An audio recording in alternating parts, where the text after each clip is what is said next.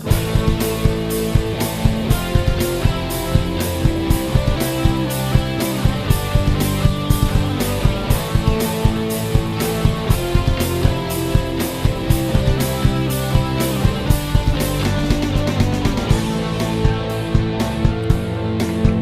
hello and welcome to Low Lava Pool, Team Magma.net's inaugural podcast. I'm your host today, Dr. Fidget, and I am joined by Magma Administrator JTK. What's up, guys? And I am the Zero Virus. And we also have Benji the Great. What's up? And Shiloh. Hey, guys. And I guess we're going to start this off by talking about different Pokemon we've been testing for the VGC metagame. Let's start off with Benji. Yes. Yeah, I was, at least for my nationals team, I was big into Thunderous with the whole paralyzing the other team's Mons, just so I can come out with the slower guys that I was using to outspeed, just so they wouldn't get hit heavily before they were able to set up. Like, I was using a Suicune with Calm Mind, so I could set up a Calm Mind and whatnot. How well has Suicune been doing for you? It's been doing really well for me. Since if I have a paralysis set up, I'm able to get off a Calm Mind. So Thunderbolt from Zapdos will do probably a little bit over half, but with Citrus Berry, I should be able to live too. Nice. I actually played someone the other day. Not like officially. This was a friend of mine who I'm working with. He had a Calm Mind Suicune with Water Absorb, and I know that's not VGC legal yet, but it was pretty deadly actually. Once you got Surf set up, like he Calm Minded and subbed like the next turn, and then had I think it was a Vaporeon spamming Surf alongside him, and it was pretty broken. Like, I don't know if they're planning on releasing the Dreamworld ability for Suicune, but that would probably be something very dangerous, if so. I would definitely consider that. Yeah. Alright, Zero, have you been testing anything? Yes I have. I've been using an odd team of Sudowoodo and Togekiss. Now you might be thinking... Sudowoodo! Yeah, you might be thinking right off the bat, Sudowoodo, what is this guy doing? Well, I took into account that Sudowoodo is actually a lot bulkier than you would think, and it works well with Togekiss because I can scout out right off the bat with a Protect and go for the Follow Me because my Togekiss is beyond bulky and it can take pretty much anything. I can just get off the Dark Gem Sucker Punch. I can normally 2-hit KO most stuff, and anything else I can take down with either Flinch Hacks from Togekiss or Flamethrower or anything like that. And if I'm ever getting in doubt, I can just repeat the process with Protect and go for the Soft Boiled. So it's just fun to irritate my opponents with stuff like that. Very nice. Very nice. JTK, anything you've been working on lately? Not really. Real life has kept me away from Pokemon for the past week, but I'm hoping to get back into things starting next week. We'll see. Like, I've been thinking of just messing with a bunch of standard Pokemon and just seeing what I can do with those. Nothing too exciting, I'm afraid. What about Tyranitar with Low Kick? Oh god. Oh god. Don't get me started about Tyranitar with Low Kick. VGC Nationals hates Tyranitar and Gastrodons. Yeah, pretty much. Did you want to tell the story about that for people that don't know? Yeah, sure. So, both Zero and I were competing in the national championships. I can't talk right now, sorry. My first round opponent was someone who placed in Worlds last year. I think they were like 10th or 12th or something, really good. And I almost beat them. Was that Brandon Mitchell? Yeah, Brandon Mitchell. Yeah, I played him round 2. Yeah, he was pretty good. Nothing that I couldn't handle. I made a stupid move and switched Virizion into an Earthquake that I used myself, so that was a derp. But if it wasn't for that and some hacks, I could have won. Anyways, so after the battle's over, you know, the lady comes around to do hack checks, and she's like, "Oh, I'm sorry, there's something wrong with your team." I'm like, "What?" So it turns out that the new move tutors in Black White 2, the ones that replace the tutors in Heart Gold Soul Silver, are technically illegal for VGC 2012. But it's not just the new moves, right? It's moves Yeah. that they had before. Yeah. So there's a couple move tutors who tutor all the moves that you could learn in Heart Gold Soul Silver. So there's a move tutor somewhere, I forget where, for low kick, for Tyranitar. So if you're familiar with RNGing, you'll know that RNGing 5th gen is like light years easier than it is on Heart Gold Soul Silver. So I'm strapped for time in general this summer, so I thought, I'll just use a new tutor, I'll use the 5th gen RNG, everybody will be happy, roses, all that. Nope, it turns out that the TPCI hack checker caught it, because it is, I guess, illegal and counter information, but even after explaining the process and how I got the Pokemon, I was still disqualified, which was a bummer. But Michael Isaac came up after and explained that they'll be clear on the rules next time, and that if he were the one making the call, he would let me still play. Which is great, but I still got the t-shirt.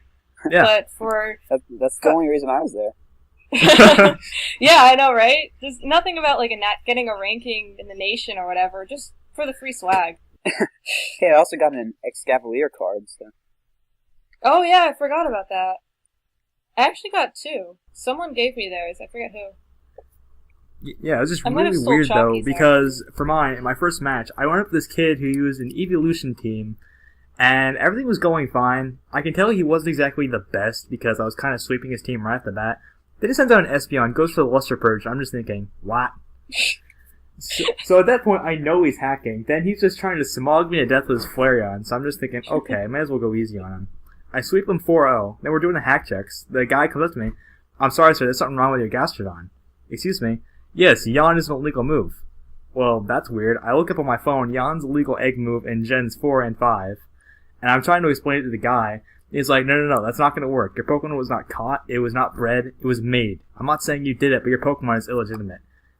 So I'm just sitting here confused because the guy obviously doesn't know what RNGing is. I'm trying to explain that. He's getting all, like, defensive and just, like, up in my face about it. So at that point, I just kind of have to turn away and just, like, be okay.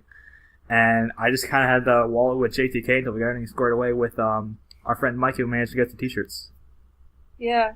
I mean, to be fair, the wallowing was quite a fun process. It involved lots of free trading cards over at side events, Oh, yeah. so that was fun.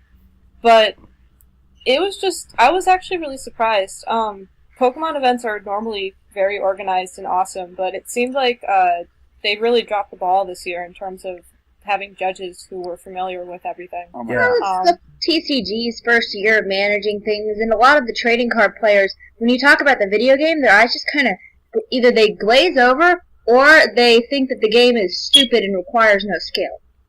Yeah, it's where budget cuts really start to hurt, because we need people who actually understand what they're doing so we don't get, like, wrongful DQs like this, because both JTK and I were perfectly legal, but... Wait Yeah, for you, though. Benji, you should tell your story too, I mean, while we're talking about this, because it's the same kind of thing. I mean, you still got to compete, but I'd argue that what happened to you is even worse than what happened to Zero and I. Yeah, so, I was playing, 7th round. I was, at the time, 4-2, going in to 7th round. If I were to have won my last 2 matches, I would have, qualified for the top cut. But in my 7th round, I was told on for time stalling. There was 2 minutes and 45 seconds left when I realized, okay, I was gonna win. I can win this just on time, and so I used about 45 seconds to make up my mind on the last couple of moves, and the guy ends up telling on me, and the head judge lady comes over and gives the win to my opponent, so I won I'd already won the battle, and then she just goes ahead and gives it to the other player, so I was really disappointed, and it clinched that I wasn't going to make top cut, so it was a little depressing. Like, I can understand not wanting people to time stall, but then that obviously brings the argument, why have a timer in game? if you don't want us to, if you want our moves to Exactly. be shorter than Exactly. Right. that. I mean, there's a 15-minute cap per round automatically. Or maybe 17 if you include the 2 minutes at the team selection screen. I mean, But yeah. I just personally think they should make it so every battle you have to save your recording, so if they think you're time stalling, they can actually look it over and kind of deduct, oh, if you're going to win, doesn't really make much of a difference. But that brings the argument. I mean, some of the matches that were on screen that Zero, you and I watched, and even not so much the Masters finals, but I think one of the top whatevers in Masters, someone was time stalling, and no one said anything then. Yeah. Yeah. It's completely arbitrary, and there's no real way to measure it, which is why I think they should just either make the decision to stick to the timer in game, or they should just make the timer shorter if this is really going to be an issue.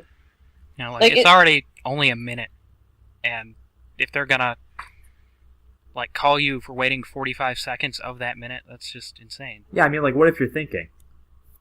And I've seen people take 5 minutes to make their decision on PO. It's absolutely aggravating. I mean, you only have 10 choices, so, clearly you can think for a lot longer than a minute.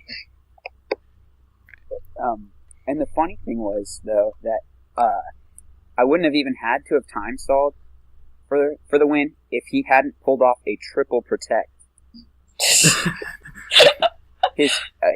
I double attacked his Chandelure with Acrobatics and Thunderbolt just to kill it twice. I attacked it the first time with just one Montage, just get some damage. But then, so I was like, okay, I can just take it out this time since he used Protect last turn. And so he got off the double. I was like, okay, both my guys are still alive. I'll get it this turn. No, he gets the triple Protect. And he pulls off an Earth Power and kills my Caesar, so I was like, ah. And it was a Trick Room team, so my Caesar outsped the Chandelure. Ouch. Outside of Trick Room. There's also, just for sake of mentioning all of these things that we've heard of, a bunch of Magmas ran into this one guy Sunday after everything shut down. We don't know who he is. I remember that guy. But He hates we've little just boys. all. So one of the members of Team Magma who can't be with us today is named Sableye, and I think he's 12 years old and in seniors. Very He's small 11. kid. Oh, he's 11. Okay. Yeah. Very, very small kid. Very cute. We all love him. Hi, Sableye, if you're listening. We miss you. And he was playing this huge guy who was maybe 10 times his size. Legit. In a battle, and he's running a just trolley spore team. I think his lead was Smeargle Amoonguss or something, and it was just something really ridiculous and just fun and crazy hard to predict. And he manages to put 2 of his opponent's Pokemon to sleep, and then this guy just goes nuts. He's like, "You can't do that," and Sableye's like, "Well, yeah, I can." He's like, "No, you can't do that. It's against the rules. I got one of my opponents disqualified for it. You can't do it. It's against the rules." Look out, guys. Yeah, it was. Oh man, he was such a interesting person. Actually, during the competition, I was 3 seats down from him, the guy who was battling Sableye, and I actually halfway overheard that conversation where he got his opponent disqualified. Do you mind, do you remember what they said? I was only half paying attention because, I was battling at the time. Yeah. And I do remember him saying something about there being a sleep clause and how you can't put more than one Pokemon to sleep. And then the TCG judge completely buying it despite the opponent's objections to all this. But after that, I left, so I kind of left around the point of the objections and, wasn't my problem. But yeah. Something? Well, it was stupid, though, and in hindsight, I probably should have said something, but, hindsight 2020. Something tells me that guy never played VGC 2011, because I think that guy Amoonguss was is probably everywhere. a singles player who... Because in singles, I think they do have a sleep clause. And you Amoonguss just is everywhere. in Smogon singles, they have a sleep clause. I think if you play singles on random Wi-Fi, it's the same thing. Anything goes. Yeah, and it's also 3 versus 3 there, not 6 versus 6. I bet this guy would love 2009, 2010. Oh yeah. Dark Void Smeargle. Problem Trainer. What's the matter, trainer? So yeah, basically Team Magma had fun at Nationals this year. Oh yeah. Right. Both on the field and off the field. Our good friend Nick Potter. Oh yeah. Oh yeah. I guess Alright. for those of you who are listening, and who were at Nats and saw the cutout of Harry Potter with Nick McCord's face pasted on it, that was totally a Team Magma endeavor. You should join us just because of it. It was super cool. I think he had like over 100 pictures taken, either with him or of him. And we love you, Nick. We miss you dearly. Yeah. No, we should really put a thread together of all the Nick pictures. Just make a gigantic definitely. scrapbook. I'll start pulling them off of Facebook, like right after we get off of this podcast or phone or whatever you want to call it. Yeah, because they have That to would go be over pretty Reddit. cool. Because in the weekend after we got back from Nationals, I saw at least 5 pictures on Reddit of me in my missing no costume, so it has to be somewhere. That's super cool, by the way. Thanks. We should probably go back to talking about the meta. Yeah. Right, yeah. Probably. I guess, Shiloh then, is there anything you've been testing? Well, you know me, I love my Arcanine and its snarly intimidatingness. Ah, yes.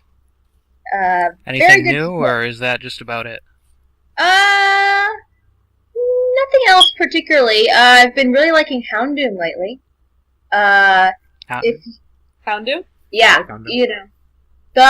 If you run it mixed, it's really good. I mean, it's a tad slow, and physically it's got very bad defense, but can one-hit Latios with 48 attack EVs and a Dark Gem with Sucker Punch, and nobody ever really predicts the Sucker Punch, because nobody's ever really seen a Houndoom before, so they kind of just walk right into it. It's the only Sucker Puncher I've ever been able to successfully use. And, you know, it kills Nice. Metagross and Scizor, too. And 2 hits Cresselia, so very nice Pokemon. That sounds awesome. Anything that can kill Cresselia. And that thing can be a beast. I've seen some people running, like, physical variants of it now. Oh, not physical, but attacking variants of it. And, I mean, if you leave it alone for long enough, the amount of damage it does is, like, crazy. I think what a mistake that a lot of people make, maybe not so much, like, Team Magma members, because we're all, like, aware of it, but people who aren't as familiar with the metagame just assume that it's going to Helping Hand or Trick Room or whatever, and then it gets a couple icy winds set up, and then it's insane. You know what's really scary? It has, like, access to all these moves that do, like, 4 times damage to a lot of stuff, and you never really can predict it because it doesn't usually attack. So it'll, like, kill your Swampert with Energy Ball, or it'll kill your Salamence with Ice Beam, or it'll kill your Scizor with Hidden Power Fire, and yeah, you just never, it's a hard thing to predict. Yeah, about the HP Fire, it's protecting it from its biggest threat, which is Scizor, who most people carry to take out Cresselia. But now that there's HP Fire, a lot of people are running that. It's just scary. Very. Yeah, that's actually something I wanted to talk about later, but we can transition to it right now. With the current state of the metagame going into Worlds, Hidden Power Fire has just been everywhere. Yeah. Like, I've seen it on Latios, Cresselia, even Abomasnow. Abomasnow with Hidden Power. Yeah, that's probably because Scizor has become such a pain in the neck. I think this prompts a challenge. I think we should see who can find a battle, or battle someone with the strangest thing with HP Fire on it, and maybe post a video link to the forums, so we can, like, watch it and then just laugh about it next time we do this or something. You That might know, be fun. Smith found a video of not too long ago with a Hidden Power Fire Hippowdon. So That's beautiful. you should ask him about it. And what's really funny about this is Hippowdon actually learns Flamethrower. You can't stop its burning Right. spirit. So, does anybody really know why everything's running Hidden Power Fire now? Is it just Scizor is annoying. Skizzer Fear? It's what the I'd kids say- are into I'd- nowadays. Abomasnow? I'd say it was because of the insane popularity of both Metagross and Scizor at Nats. Just because Metagross because, Latios would probably be getting it because it doesn't really have anything to hit Metagross very hard. So, right. That's one of my thoughts. I don't know. Don't forget about Bronzong. While it's nowhere near as popular as Metagross, I've run into a couple Trick Room teams on random using it, and it's just stupidly bulky. Yeah. Like I'd run fire on all my all my Pokemon just to get rid of that thing. Right. Yeah. Well, yeah, I've had that on my threat list since the rules came out, and for the longest time it seemed like a completely worthless thing to have on there because nobody used it. And now, finally, I don't look stupid anymore. One thing I don't really know, from what I recall, Fidget...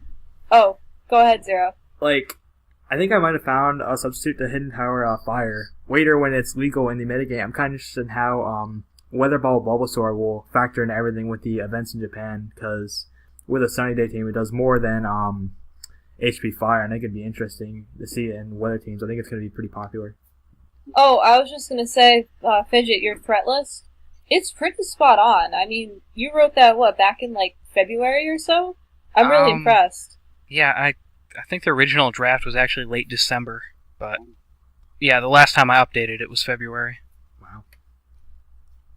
Spot on. Alright, well, getting back to weather, it seemed like earlier in the season rain was everywhere. Now just about the only weather I see is either sandstorm or hail room. Oh. I actually still see some rain teams.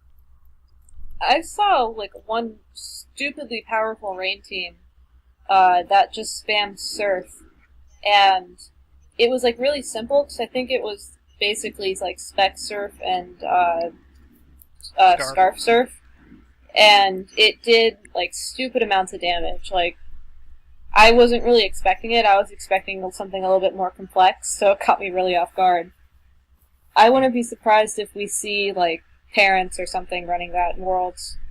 Just because it's an easy team to learn how to use, because you only use, one move. Right. And, Hawaii, surfing, it fits. Yeah. Yeah, it was like the mono choice team in 2010 with the Scarf Kyogre, Specs, what was it, Zapdos, Vanguard Chomp, and then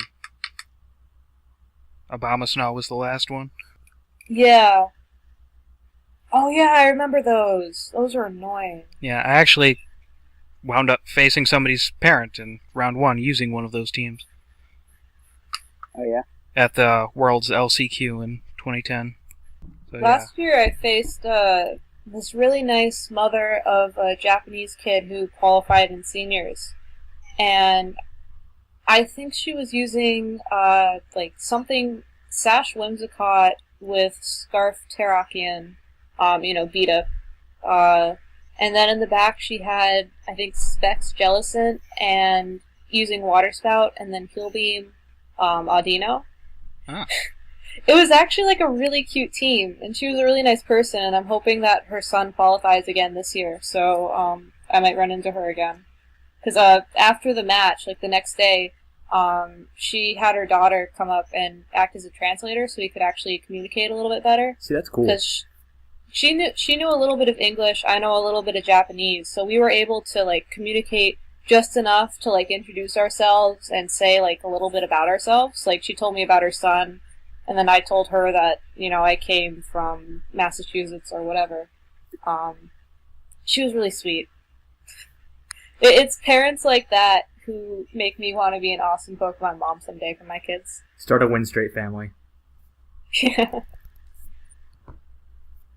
But yeah, anyway, Mono Surf team, I wouldn't be surprised if we see a lot of that at Worlds. Just for the LCQ, not actually competing. Ludicolo. Right. Ludicolo everywhere. Oh god. Anybody seen a Hidden Power Fire Ludicolo yet? I have seen Hidden Power Flying Ludicolo. I don't know how many of you guys have seen that, but What? yeah, it almost killed my Virizion. Oh, God. That's insane. I was actually kind of impressed. Note to self. Hidden Power Flying Ludicolo. I'm trying to picture that visually, and I'm very amused by it. Kind of the same deal with Dojo and Fly. You just don't really understand how it works. It just happens.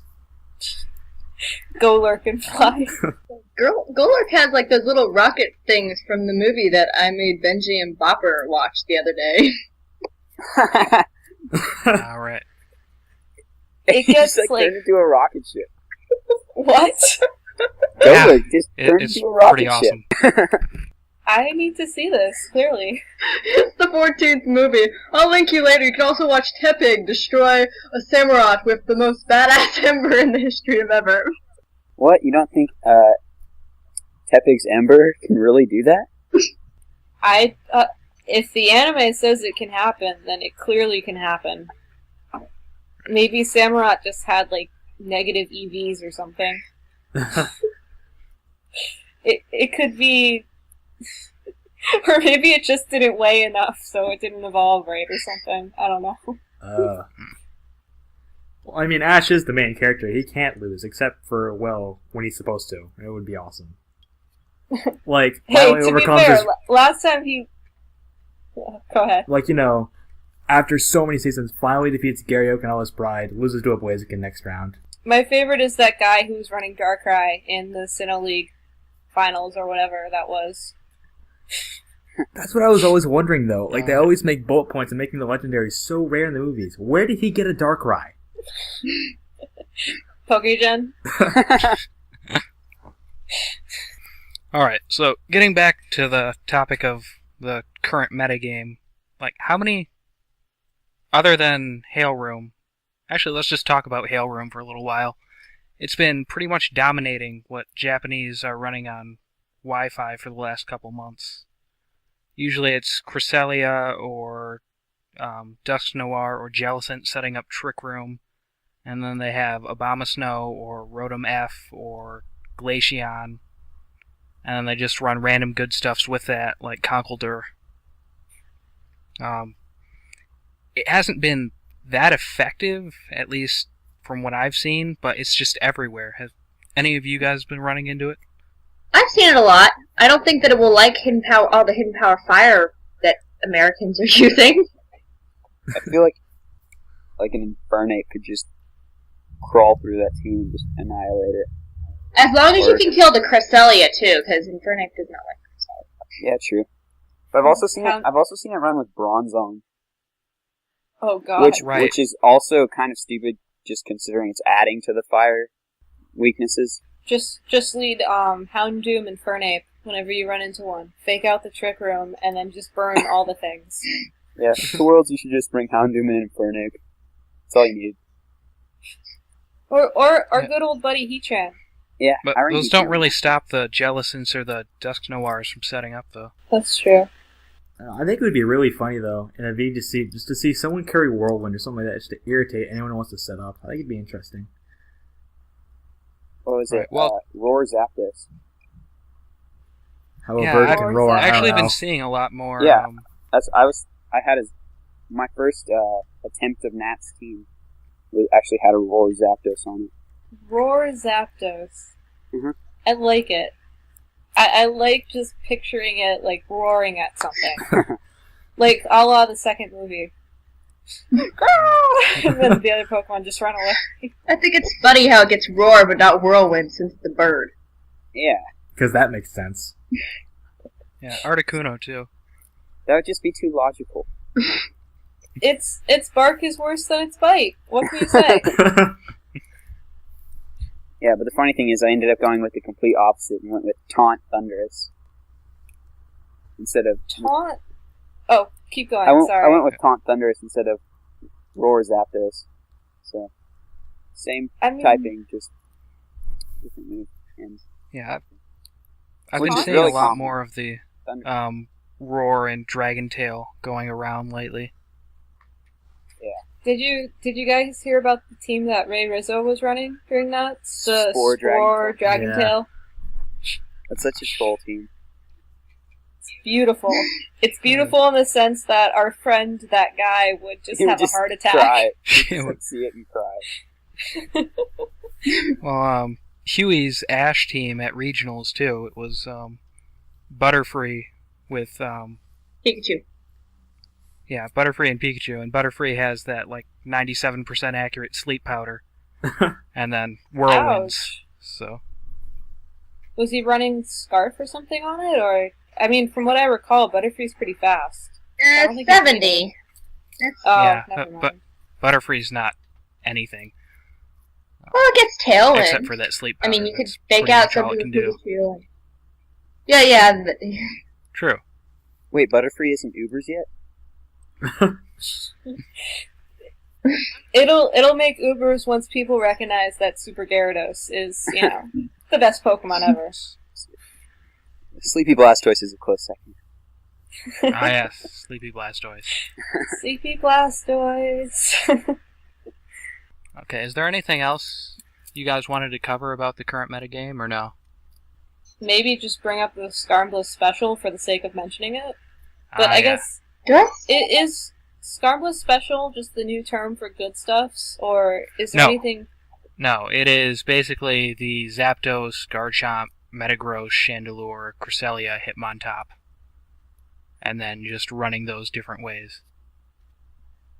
Ah, I see. Okay. I thought it was I that was a little bit specific one that Ray Rizzo made for that little cousin of his. There's one team. If you Google Skarmbless special, it's like the 6th or something hit. It's on Pastebin, and it's pretty much what the doctor just said. And Yeah, everything's I'm actually super looking standard. at it right now. Yeah. Like it's funny because I think I played you Doctor and Chalky a couple times with it, and it's super standard. It's super easy to predict, but it still really packs a punch. Like I'd argue it's one of those teams where even if you can outpredict it, you still have a good chance of winning just because of hacks and crits and all that. It's really powerful. Right. Well, let's see. The only thing else I have here on the notes is the rise of Swagger. Oh, yeah. And Nugget Bridge actually had a pretty good article about it the other day. Did any of you guys see that? Yeah, I was actually looking at it the other day, while I was at work, to be honest with you. Oh. It's interesting. I like how their articles are more like, here's the tools that you need to succeed, not so much Smogon like, run this set with this set EVs and Yes. blah blah blah. They did a good job with it. I was really impressed. Swagger is something that it was a lot more popular back in 2009, 2010, or at least 2009. And then you didn't really see it a lot last year, or even earlier this year. I remember I ran it a couple times in 2011, usually with Caracosta. Yeah, it was fine last year, but nobody was using it, and now, last couple months, it's a featured article on Nugget Bridge even. It's just everywhere. A lot of Yeah. Thunderuses I've seen are running Parafusion with Right. it. Yeah. And I don't know why it got popular all of a sudden, because everybody should just be running Safeguard, like I've been saying, all year, every year. Especially this year with Thunderwave, Spore, and Prankster, Sableye spamming Will-O-Wisps. Why is nobody using Safeguard? Because it doesn't do any damage. Because I think it's setup. most people. Right. Yeah, I think most people's mentality around setup is just power through.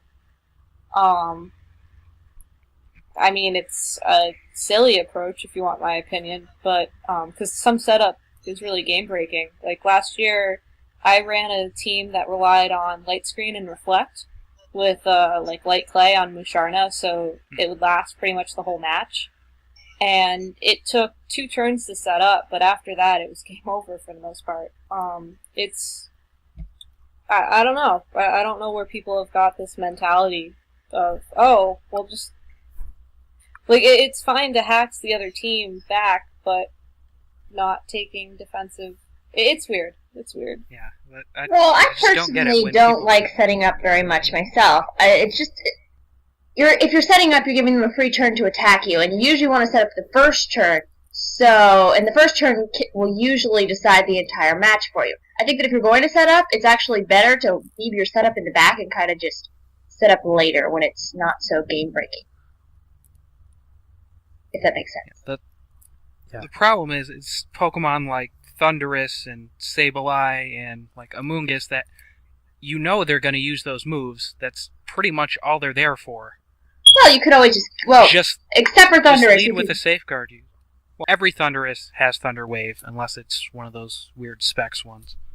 Either way, you just use Safeguard first turn, don't have to worry about it, and then you don't get everyone in chat complaining, I just hurt myself in confusion 5 times, or was paralyzed 3 turns in a row. Yeah, and also, if you set up a Safeguard, then you don't have to worry about, like, getting burned from a Scald, or paralyzed from Thunderbolt.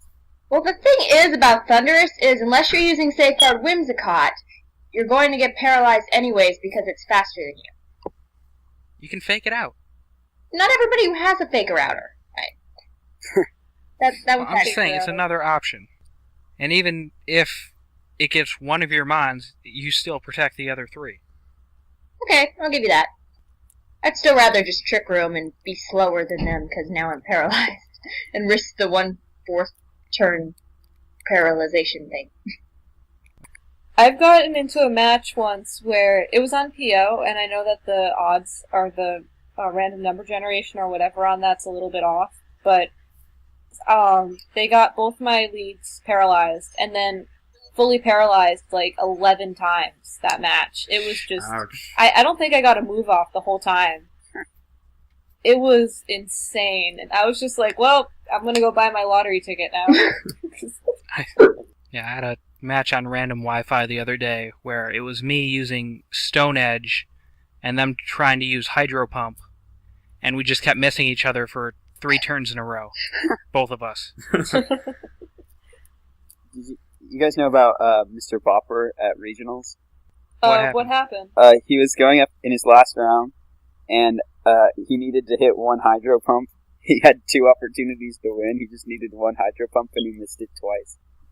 That happened to another Magma admin. I think it was BSTS, like a while ago, maybe 2006 even. He was using something with Hydro Pump, and I want to say it was a Blastoise, but I'm not sure. And it missed like 4 times in the match, and that was just the game over. And, I mean, back then it was one and done, so it really could destroy you. My personal theory is that there's just someone watching all of these matches and just trolling everybody. Alright, well, I guess we'll move on from Worlds then. Actually, no, let's stay there a minute. Have you guys seen the new prizes that they just announced for Worlds this year? No, I haven't actually. I heard they said something about importing your character into the Black and White 2 World Tournament, but aside from that, no. Yeah, they have last year's winners already in there, I think. That's cool. Omega Donut posted something on, I think it was Facebook actually, a screenshot of the actual like name data in game, and it had Ray Rizzo's team, Ruben's team, I think. He placed second last year, right? No, I think he's not. Whoever placed 3rd and 4th. No. Okay. Maddie never. Was second last year. That's right. Sorry. The actual prizes were just announced. First place gets the trophy, invitation to next year's championships, travel award to next year's championships. But instead of the trips that they normally give out every year, they're giving a $3,500 scholarship, which is more like the TCG prizes, just less. That's nice. Oh. And then second place gets $1,500 and otherwise the same stuff. What do you do if you win a scholarship but you're not in school?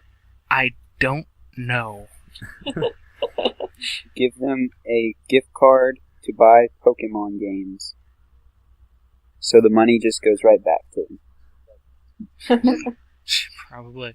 Personally, I'd want to apply to college with a Pokemon scholarship. I'd love to see their faces with that.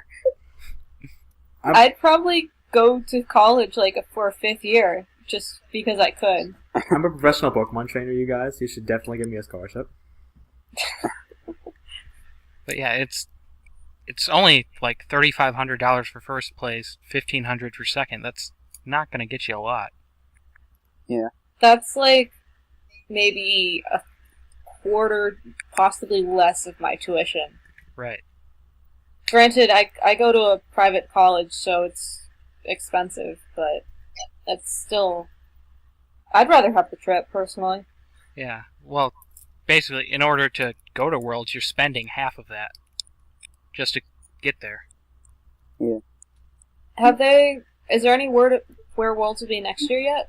Not yet. Don't they usually announce that the last day of Worlds anyway? Maybe. I missed last day last year, so I wouldn't be able to tell you. I'm really optimistic for Japan, but I have a feeling it's not going to happen just because of the territory advantage, you know? I don't know why you would want to go to well, I mean, I want to go to Japan, but I don't know. That would be so ridiculously expensive if you didn't win a free trip. The Japanese have to come over here every year, though. I mean, it's only fair. Like, I mean, chances are, if they're going to follow the cycle that they've been on, it's going to be in San Francisco next year. But for people who are in Europe and Japan, it'd be nice to kind of spread it around the world a little bit, so it's easier for them to get to. Maybe one day have a wild card, make it like Singapore or something else. I want it in Seoul. I want it in Seoul so bad. That would be really cool. I'm looking forward to just traveling, hopefully, somewhere awesome next year. I mean, San Francisco's pretty cool, but being able to go to Japan and compete at a Pokemon event there for the LCQ would make me the happiest person in the world. Alright. I guess that's it for Worlds then. Regionals dates were announced the other day. You guys want to talk about that at all? I'm really sad. What? I'll just put that out there. It's a week after Black and White 2 come out in America. Yeah. What? It's only a week? I thought it was a month. Dang. October 14. Yeah, October 14. And Worlds gets done, what, the 13th? 12th? I think it's the 10th to the 13th this year. Okay, yeah, that sounds right. So it's 2 months before? 2 months after? Something like that. Right. Dang. And the game comes out just a week before? Yep. That'll be fun. No time off at all. Well, it's no different than last year, I guess. I mean, didn't they announce rules, like, first week in September? True. But regionals didn't start that early. True. Well, they didn't announce the rule. If my memory serves correctly, they didn't announce the rules until after the game comes out. So, what if they wait until after the game comes out to announce the rules? Because that's going to be a real pain in the butt.